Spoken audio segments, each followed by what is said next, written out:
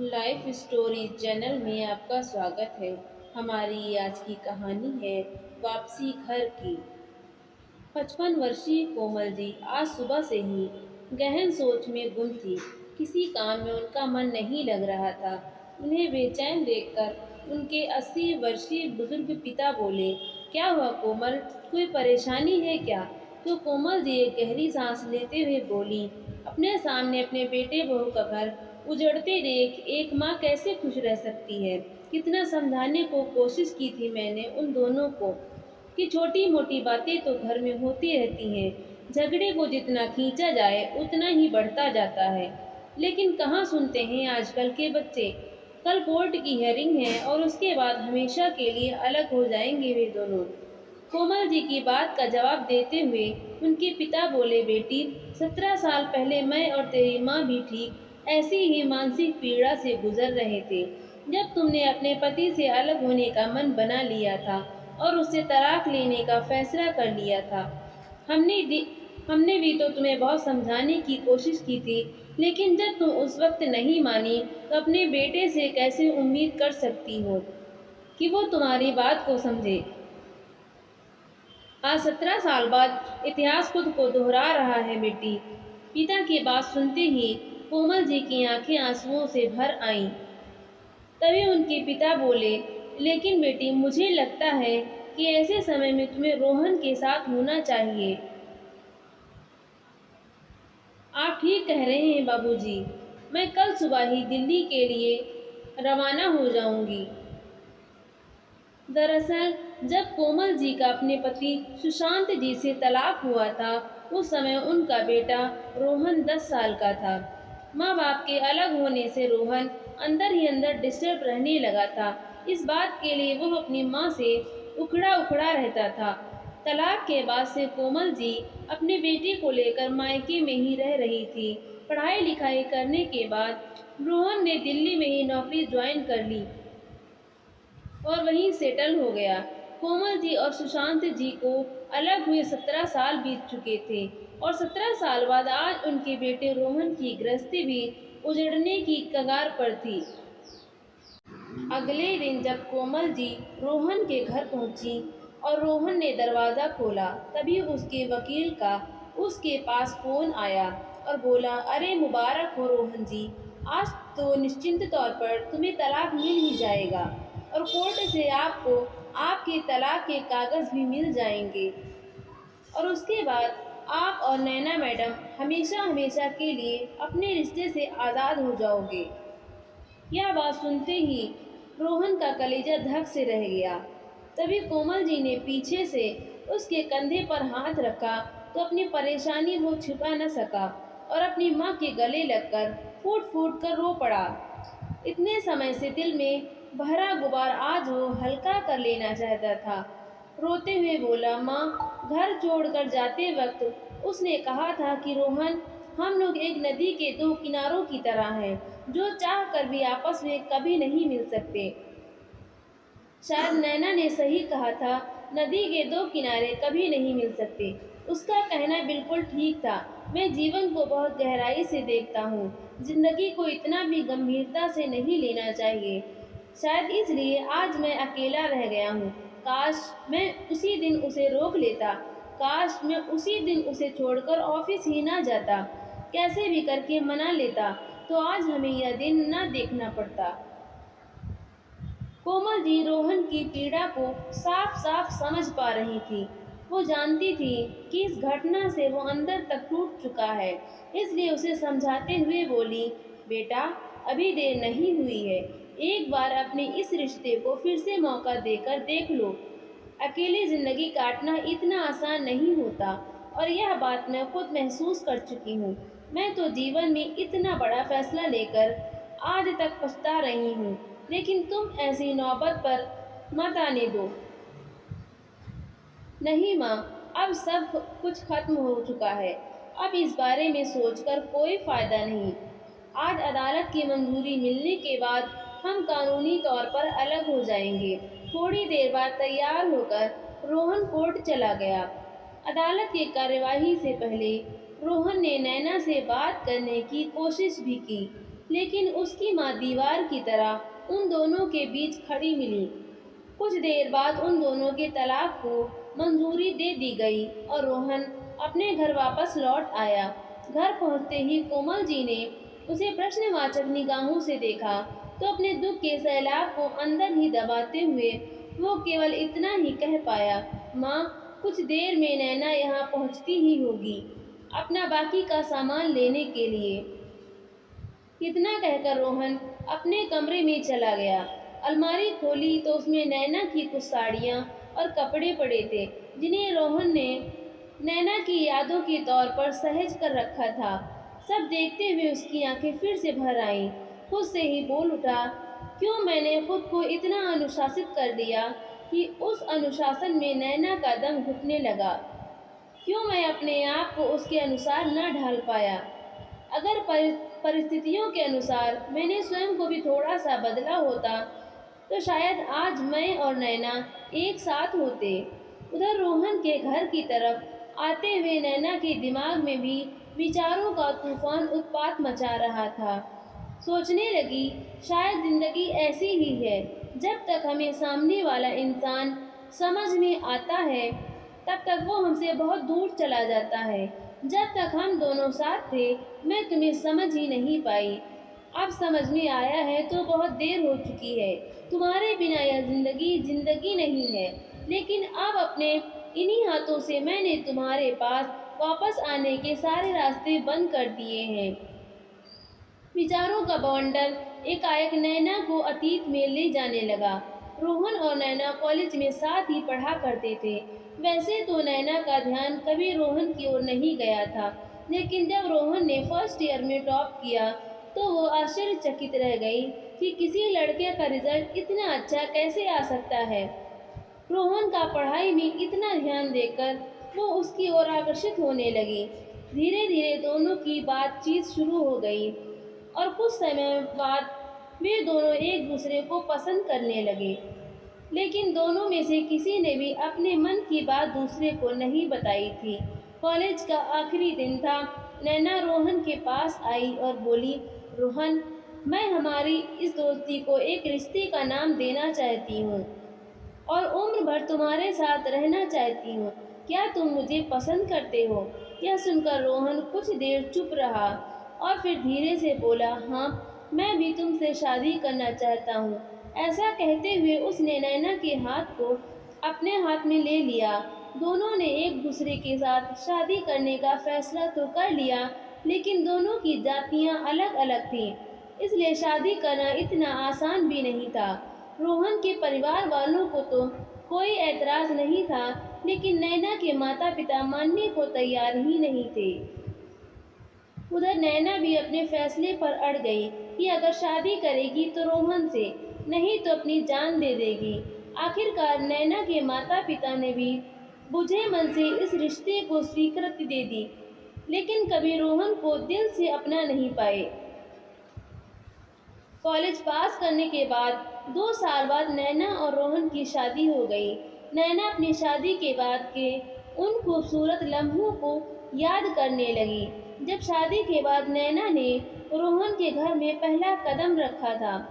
तो रोहन ने एक पेपर पर उसके पैरों के निशान लिए थे और ठीक 2 दिन बाद वो उस पेपर को एक फोटो फ्रेम में लगवाकर घर लेकर आया था। जब नैना ने यह सब देखा तो हैरानी से बोल उठी थी, अरे, यह मेरे पैरों के निशान तो तुमने तब लिए थे जब मैंने इस घर में पहला कदम रखा था। हाँ नैना, यह तुम्हारे पद चिन्ह है, लेकिन यह फोटो फ्रेम में क्यों लगवाई? नैना ने पूछा तो रोहन बोला, नैना, माता पिता अपनी बेटी को एक अनजान इंसान के साथ जीवन भर साथ निभाने के लिए उसे सौंप देते हैं, तो उस इंसान का भी तो फर्ज बनता है कि वो अपने घर की लक्ष्मी को उतना ही प्यार और सम्मान दे जितना उसे उसके माता पिता के घर में मिलता था। बस इसी दिशा में यह मेरी एक छोटी सी कोशिश है। रोहन के यह विचार जानकर हैरान रह गई थी नैना। फिर उसे ख्याल आने लगा कि शादी के बाद कैसे रोहन सुबह सूरज उगने से पहले ही उठकर घर का लगभग सारा काम निपटा देता था और फिर नहा धोकर पूजा पाठ करके नैना को जगाता था। वे सारे दृश्य जैसे किसी चलचित्र की तरह उसकी आंखों के सामने दिखाई देने लगे। सुप्रभात नैना जी, देखिए सुबह हो चुकी है, खिड़कियां खोलते हुए रोहन ने कहा। लेकिन नैना तो जैसे अपनी नींद से निकलना ही नहीं चाहती थी। फिर रोहन ने कहा, उठो नैना, कड़क चाय बनाकर लाया हूँ तुम्हारे लिए। सूरज की किरणों के साथ चाय की चुस्कियों का आनंद लो। तभी नैना बड़ी मुश्किल से नींद के आगोश से बाहर निकली और बोली, good morning my dear husband. लगता है आज भी सुबह सवेरे उठकर आपने अपने सारे काम निपटा दिए। जी हाँ नैना जी, सारे काम हो चुके हैं। योग, प्राणायाम, घर की साफ सफाई, बर्तन, कपड़े और झाड़ू पोछा भी सब निपटा दिया है मैंने। हाँ, कपड़े सुखाना बाकी रह गया है। तो नैना बोली, अरे रोहन, क्यों तुम सुबह सुबह अपनी नींद खराब करके अकेले ही इन सब कामों में लगे रहते हो। तुम्हारे ऑफिस जाने के बाद मैं सारा काम निपटा लेती। तुम अपना ऑफिस का काम संभाला करो, घर के काम की चिंता मत किया करो। तो रोहन बोला, अरे नैना, मुझे सभी कार्य सही समय पर करना बहुत अच्छा लगता है। सही समय पर सभी कार्य हो जाएं तो परिणाम अच्छे मिलते हैं। आप प्रकृति को ही देख लो, अपने सभी काम सही समय पर करती है। प्रकृति? ये प्रकृति कौन है? नैना ने भौहें चढ़ाते हुए पूछा। तो रोहन बोला, अरे नैना जी, प्रकृति यानी कुदरत, नेचर। जैसा कि सूरज अपने समय पर उगता है और अस्त होता है, धरती अनुशासन से अपनी धुरी पर घूम रही है, नदी अपने गति से बहती जा रही है, इसलिए मनुष्य को भी अपना काम सही समय पर करना चाहिए। और वैसे भी यह सब काम करने में मेरा बहुत फायदा है। अच्छा, तुम्हारा फायदा कैसे है? नैना ने उत्सुकता से पूछा।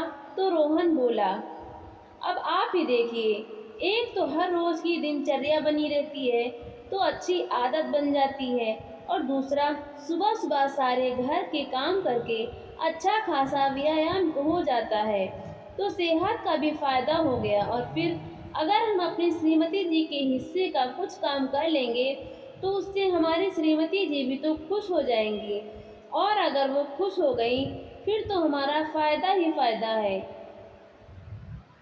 अच्छा, तो यह बात है, नैना मुस्कुराते हुए बोली। तो रोहन ने कहा, और वैसे भी यह घर मेरा भी तो है। तो नैना ने कहा, तुम्हारा भी तो है का क्या मतलब है? यह घर तो तुम्हारा ही है। जी नहीं नैना जी, सिर्फ मेरा नहीं, यह घर हम दोनों का है, हमारा सपनों का घर, और हम दोनों से ही यह घर घर है, वरना ईंटों से बनी इमारत में रखा ही क्या है। और श्रीमती जी, जब यह घर हम दोनों का है तो इसका काम अकेले आप ही क्यों करें? और फिर यह कहाँ लिखा है कि घर के सभी काम औरत को ही करने चाहिए, आदमी को नहीं? क्या पत्नी ही उम्र भर बर्तन कपड़े धोती रहे? कभी आदमी नहीं धो सकते? और नैना, काम तो काम होता है, जिसके पास समय हो वो कर सकता है। अच्छा, अब ये बताओ, चाय कैसी लगी? अरे पतिदेव, चाय आप बनाएं और मुझे पसंद न आए, ऐसा कभी हो सकता है क्या? नैना ने मुस्कुराते हुए कहा। तो रोहन बोला, बस इसी मुस्कान पर ही तो मैं मर मिटा हूँ। ओफो रोहन, अब यह मुस्कान कौन है? आपकी ये प्यारी सी स्माइल। कहते हुए रोहन ने नैना को गले से लगा लिया। फिर नैना बोली, अच्छा रोहन, दिवाली आ रही है ना, तो आज शाम को मेरे मम्मी पापा मिठाई देने घर पर आएंगे, तो तुम जल्दी आ जाना। अरे चिंता मत कीजिए श्रीमती जी, मैं जल्दी भी आ जाऊंगा और उनके लिए अपने हाथ से खास पकवान भी तैयार करूंगा। उंगलियां चाटते रह जाएंगे आपके घर वाले। और जब शाम को नैना के घर से उसके मम्मी पापा आए तो रोहन की आवभगत देखकर वे तो उसकी तारीफों के पुल ही बांधते रह गए। दिन यूं ही बीतने लगे, लेकिन एक दिन जब रोहन शाम को ऑफिस से घर लौटा तो नैना उस समय अपने मोबाइल में व्यस्त थी, शायद सहेलियों के साथ व्हाट्सएप ग्रुप में चैट कर रही थी। घर आते ही जलने की बदबू आने के कारण रोहन सीधा रसोई घर में गया। गैस बंद करके बाहर आया और बोला, नैना, रसोई घर में सारी सब्जी जल गई है और तुम यहाँ फ़ोन में मशगूल हो। तुम्हें कितनी बार कहा है कि फ़ोन में इतना मत खो जाया करो कि असल दुनिया से नाता ही तोड़ लो। तभी नैना चिढ़ते हुए बोली, फ़ोन फ़ोन फ़ोन, मुझे समझ नहीं आता रोहन, मेरे फ़ोन से तुम्हें इतनी दिक्कत क्यों है? हमेशा ही मेरा फ़ोन या सोशल मीडिया साइट के बारे में कोई न कोई कमेंट तुम करते ही रहते हो। दुनिया को देखो कहाँ से कहाँ पहुँच गई, और अपने आप को देखो, आज के ज़माने में भी तुम हज़ारों साल पीछे आदिमानव की तरह जी रहे हो। कभी किसी सोशल मीडिया साइट पर तुमने अपना कोई अकाउंट भी बनाया है जो तुम्हें पता चले कि दुनिया कैसी है, कितनी रंगीन है, कितनी हसीन है, जहाँ नए नए दोस्त बनाए जाते हैं। एक अलग ही दुनिया देखने को मिलती है। लोग अपने खूबसूरत लम्हों की पिक्चर शेयर करते हैं, दूसरों की फ़ोटोज़ को लाइक करते हैं, कमेंट करके उनकी तारीफ़ करते हैं। और यहाँ तो खुद को देखो, एंड्रॉयड के ज़माने में तुम बटन वाला मोबाइल फ़ोन रखते हो, वो भी 10 साल पुराना। अपने कपड़े देखो, बाबा आदम के ज़माने के नज़र आते हो। सफ़ेद और काले रंग के अलावा जैसे और कोई रंग है ही नहीं तुम्हारी दुनिया में। लेकिन रोहन, मुझे तुम्हारी तरह बेरंग जिंदगी नहीं जीनी है। तंग आ गई हूँ मैं ऐसी बोरियत भरी जिंदगी से। तो फिर रोहन बोला, लेकिन नैना, मेरी जिंदगी में सिर्फ उन्हीं लोगों की अहमियत है जो मेरे अपने हैं, जो रिश्तों से मेरे साथ जुड़े हैं। उनके अलावा मुझे किसी से कुछ लेना देना नहीं है। उन रिश्तों को अगर मैं सही ढंग से निभा लेता हूँ तो इससे ज़्यादा संतुष्टि की बात मेरे लिए कोई नहीं होगी। और मैंने तुम्हें पहले भी यह बात समझाई थी कि ज़रूरत से ज़्यादा कोई भी चीज़ अच्छी नहीं होती। अगर इन चीज़ों को हद में इस्तेमाल करो तो ही अच्छा है, क्योंकि एक हद के बाद इन सब चीज़ों की लत लग जाती है। लेकिन इस बारे में तो तुम सब सोचोगे ना, जब तुम अपने हाथ से इस फ़ोन नाम की बीमारी को छोड़ोगी। तुम्हें तो इस फ़ोन की ऐसी लत लग चुकी है कि इसके सामने तुम्हें अपने रिश्ते भी छोटे दिखाई देने लगे हैं। इस बात पर नैना भड़क उठी और बोली, अगर तुम्हें मुझसे और मेरे इस फ़ोन से इतनी ही नफ़रत है तो मुझे डिवोर्स क्यों नहीं दे देते? नफ़रत होने लगी है मुझे तुम्हारा चेहरा देखकर। अब तो मुझे डिवोर्स देकर खुद भी टेंशन फ्री हो जाओ और मुझे भी इस बोरियत भरी ज़िंदगी से आज़ाद कर दो। ऐसा कहते हुए नैना तो पैर पटकते हुए अपने कमरे में चली गई। लेकिन यह बात सुनकर रोहन जड़वत रह गया।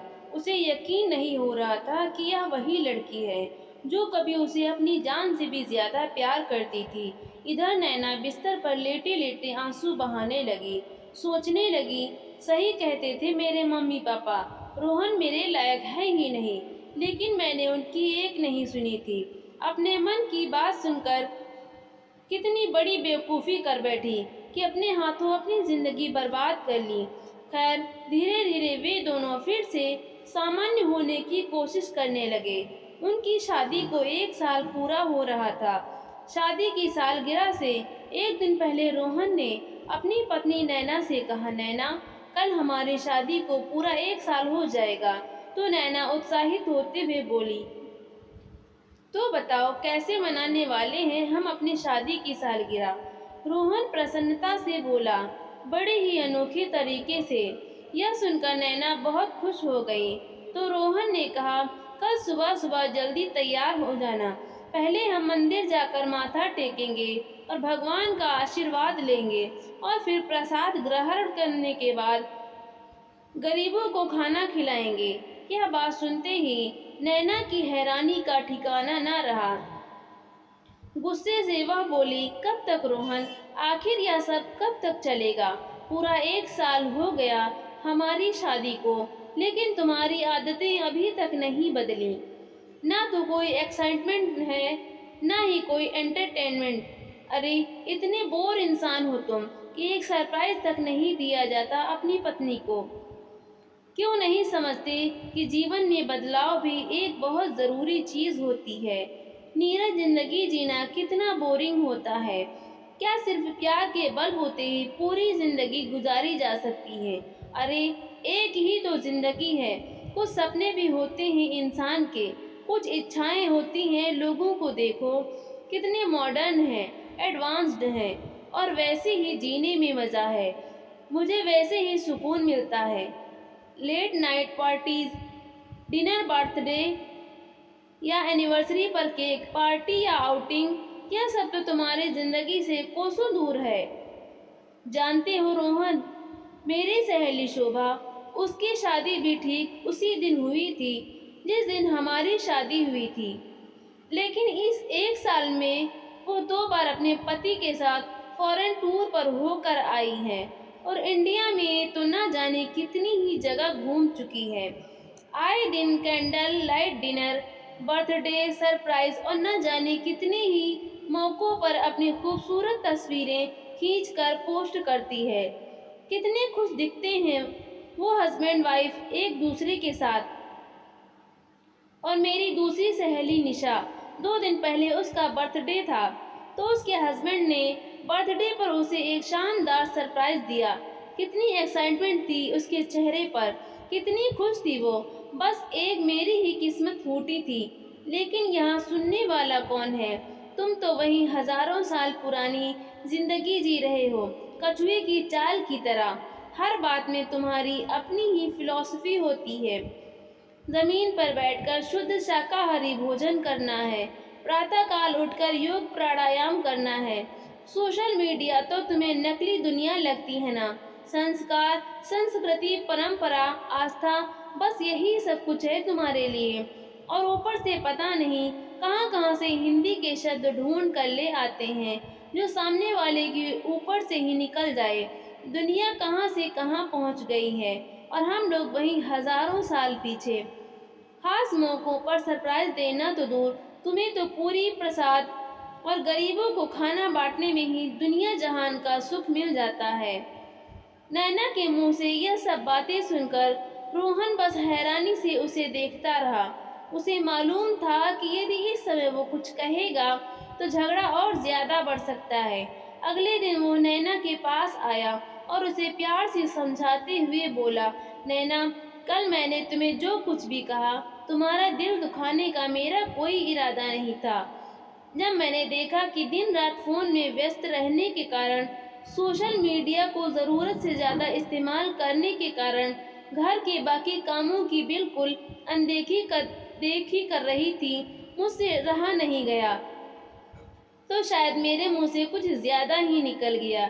इस सब के लिए मैं तुमसे माफ़ी मांगता हूँ, और आगे से ऐसा कुछ ना हो इसके लिए मैं तुमसे भी एक गुजारिश करता हूँ कि इस नकली दुनिया से समय रहते ही बाहर आ जाओ। देखो नैना, सोशल मीडिया के जिन दोस्तों के साथ अपनी पोस्ट शेयर करके उनके लाइक्स हासिल करके तुम्हें खुशी होती है, जब सच में तुम्हें ज़िंदगी में किसी एक भी दोस्त की ज़रूरत होगी ना, तो मैं दावे के साथ कह सकता हूँ कि इनमें से कोई भी तुम्हारे पास नहीं होगा। कोई नहीं आएगा तुम्हारी मदद करने। तुम्हारे साथ खड़े होंगे तो सिर्फ तुम्हारे अपने, जिनके साथ तुम्हारे रिश्ते जुड़े हैं, जो सच में तुम्हारी फिक्र करते हैं।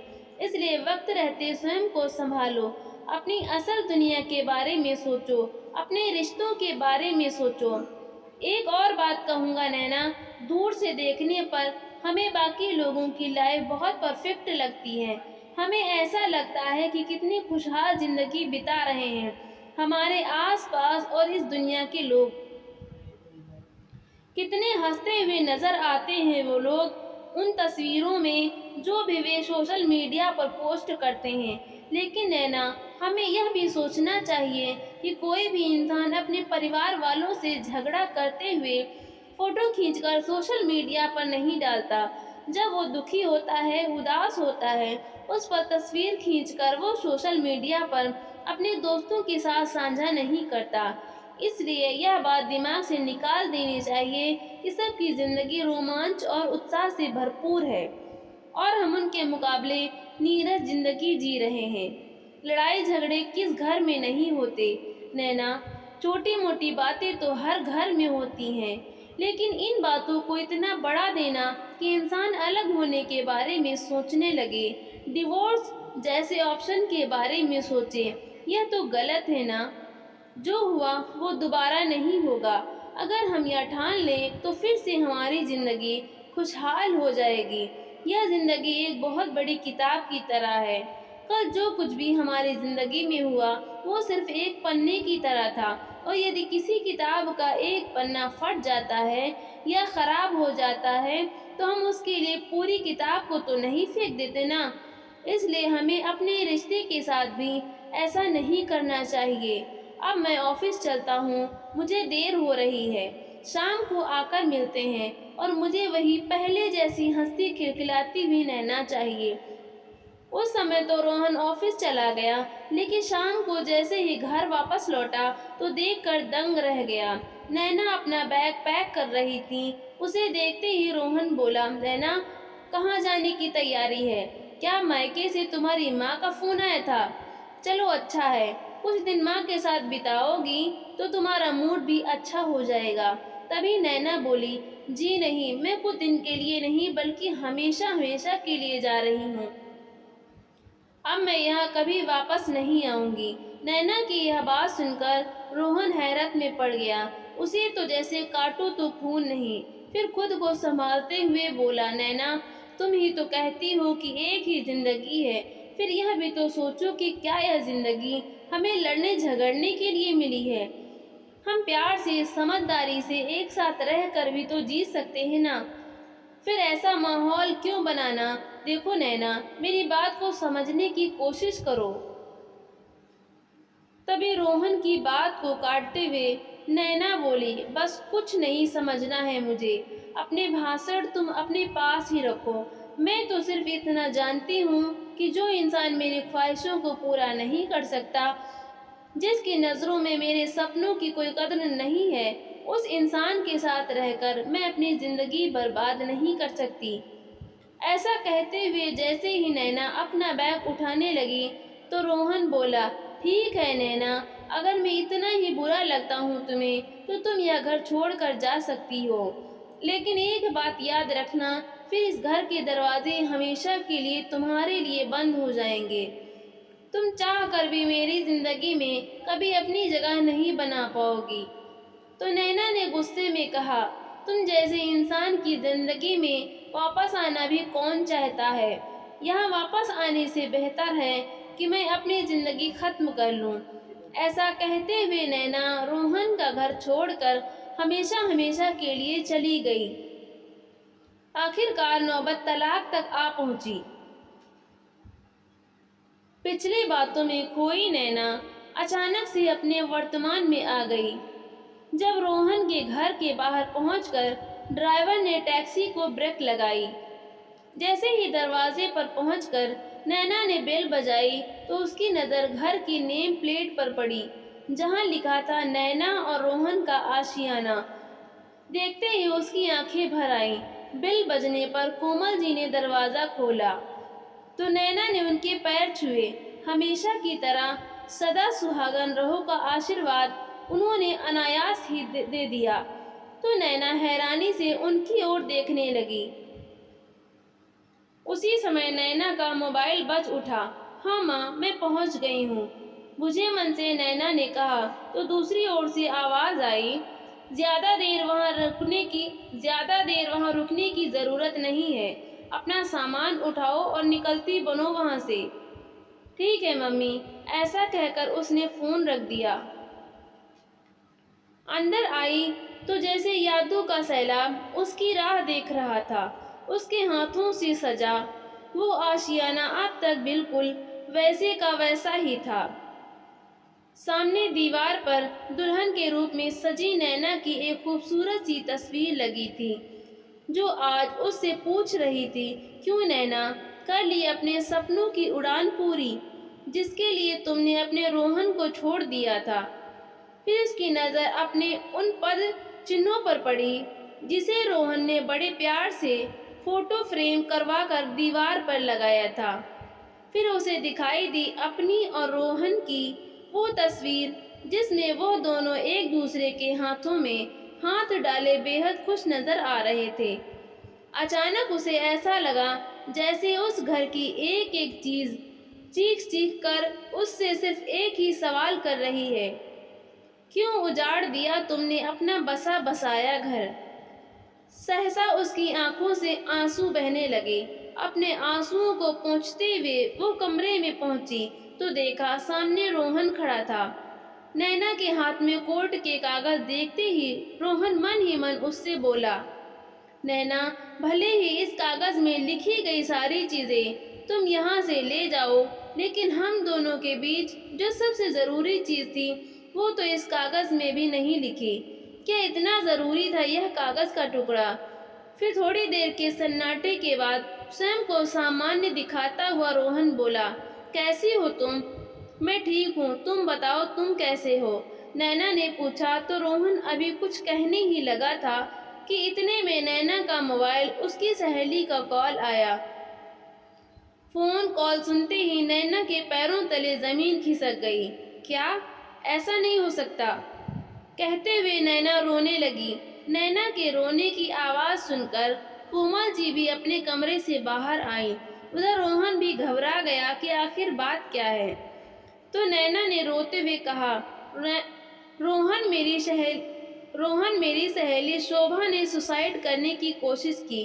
इस समय वो अस्पताल में एडमिट है।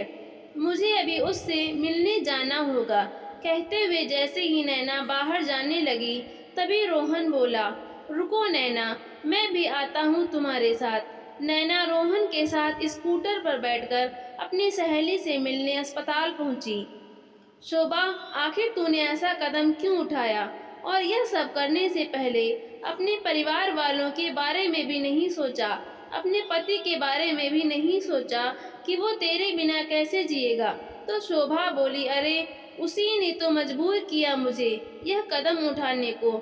यह सुनते ही नैना आश्चर्यचकित रह गई और फिर बोली, लेकिन ऐसा कैसे हो सकता है, तुम तो एक दूसरे के साथ बहुत खुश थे ना। तो शोभा फीकी सी मुस्कान के साथ बोली, अरे कैसी खुशी यार, एक औरत को चाहे जितने ही ऐशो आराम क्यों न मिल जाएं, लेकिन अगर उसे पति का प्यार ही ना मिले तो क्या फायदा ऐसी जिंदगी जीने का। उन्हें तो कोई और ही लड़की पसंद है, फिर मैं जी कर क्या करूं। सारी सच्चाई जानकर नैना की आंखें फटी की फटी रह गईं। वो स्वयं को संभाल नहीं पा रही थी। एकाएक उसे अपने और रोहन के रिश्ते का ख्याल आया। उस इंसान ने तो सिर्फ और सिर्फ उससे ही प्यार किया था, कभी अपने प्यार में कमी नहीं आने दी थी। उसकी हर जरूरत पूरी करने की भरपूर कोशिश की थी। फिर उन दोनों का रिश्ता आखिर क्यों टूट गया। थोड़ी देर बाद नैना और रोहन अस्पताल से बाहर आए तो रोहन ने पूछा, कहाँ जाना है नैना।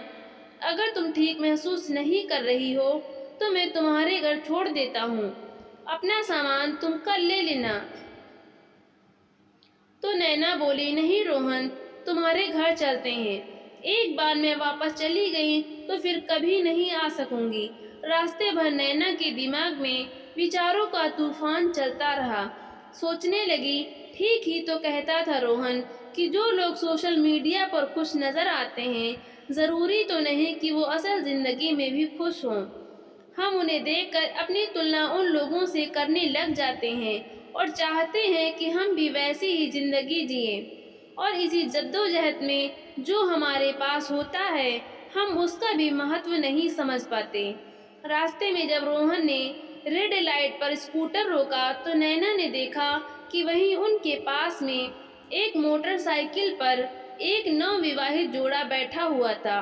पति के पीछे बैठी पत्नी अपने पति को कसकर थामे हुए थी। चेहरे पर एक मुस्कुराहट थी, एक सुकून था, मानो उसके साथ रहकर वो पूर्ण रूप से सुरक्षित महसूस कर रही थी। देखते हुए नैना सोचने लगी कि कितना मधुर होता है ऐसे इंसान का साथ जो हमसे बेहद प्यार करता हो। कितना बड़ा संबल होता है वो प्यार जिसे पाकर एक औरत अपनी संपूर्ण पीड़ाओं को भूल बैठती है। कभी मैं भी तो रोहन के साथ ऐसे ही सुकून भरी जिंदगी जी रही थी। तभी अपने हाथ में कोर्ट के कागज देखते हुए वो मन ही मन बोल उठी, इस कागज के टुकड़े ने मुझसे सिर्फ मेरे प्यार को ही नहीं छीना बल्कि मेरी हर खुशी, हर त्योहार को हमेशा के लिए छीन लिया। उन खूबसूरत पलों को छीन लिया जो कभी हम लोगों ने एक साथ जिए थे। थोड़ी देर बाद वे लोग घर पहुंचे तो रोहन बोला, तुम कमरे से अपना सामान ले लो नैना। और जैसे ही रोहन कोमल जी के पास उनके कमरे में जाने लगा तो नैना बोली, रोहन मुझे तुमसे कुछ बात करनी है। रोहन ने नैना की ओर देखा तो नैना की आंखों से आंसू बह रहे थे। उसे ऐसे देखकर रोहन सहसा बोला, तुम ठीक तो हो नैना? यहाँ बैठो, कहो क्या कहना चाहती हो? रोहन ने पूछा, लेकिन नैना चाहते हुए भी कुछ बोल नहीं पा रही थी। उसका दिल बैठा जा रहा था, वो सुन सी पड़ती जा रही थी। थोड़ी देर की चुप्पी के बाद रोहन ने कहा, नैना एक बात पूछूं? इतने महीने हम एक दूसरे से अलग रहे, क्या तुम्हें एक पल के लिए भी ऐसा महसूस नहीं हुआ कि तुम्हें मुझसे बात करनी चाहिए? एक बार मुझे कॉल तो कर लेती, क्या इतना कमजोर रिश्ता था हम दोनों का? कहते कहते रोहन की आवाज कांपने लगी तो नैना रूंधे स्वर में बोली, सच कहूँ तो इस घर से जाने का फैसला लेकर मैंने अपने ही पैर पर कुल्हाड़ी मार ली। मैं तुमसे थोड़ी सी नाराज क्या हुई कि मैंने दूसरों को हम दोनों के रिश्तों के बीच में आने की इजाज़त दे दी। मेरे अपने ही लोगों ने मेरे गुस्से को नफरत में कब बदल दिया मुझे पता ही न चला। और जब इस बात का एहसास हुआ तब तक मैं कोर्ट के पेपर पर साइन कर चुकी थी। मेरे अपनों ने मुझे तुमसे इस कदर दूर कर दिया कि फिर कभी तुम्हारे पास लौट कर न आ सकी। लेकिन इन सब में गलती तो मेरी ही थी जो उन्हें वह मौका दिया। रोहन, आज सब कुछ कर गुजरने के बाद आज मुझे एहसास हो रहा है कि जैसे सब कुछ छूट रहा है। डाइवोर्स होने के बाद जैसे मेरी जिंदगी मुझसे दूर जा रही है। आज मुझे समझ में आया कि जो मेरी सबसे ज़्यादा परवाह करता था मैंने उसी की कद्र नहीं की। जो बातें तुमने मुझे समझाने के लिए कही थी वो बातें उस समय मुझे गलत लग रही थी, लेकिन धीरे धीरे दुनियादारी की समझ आने के साथ साथ वो सारी बातें मेरी समझ में आ चुकी हैं। आज के दौर में रिश्ते टूटने का सबसे बड़ा कारण यही है कि हम अपने संस्कारों से दूर जाते जा रहे हैं, अपनी मर्जी से जीना चाहते हैं। सोशल मीडिया और एप्लीकेशंस के इस ज़माने में हम दिन भर इतनी साइट्स पर विजिट करते हैं कि हमें अपनों के पास बैठने का टाइम नहीं है।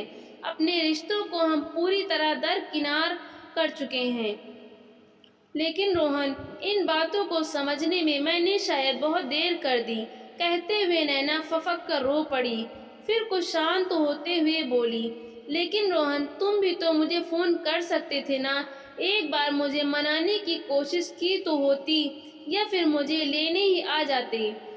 तो रोहन बोला, सोचा तो बहुत बार, लेकिन शायद अहम की दीवारें भावनाओं से कहीं ज़्यादा मजबूत हो चुकी थी।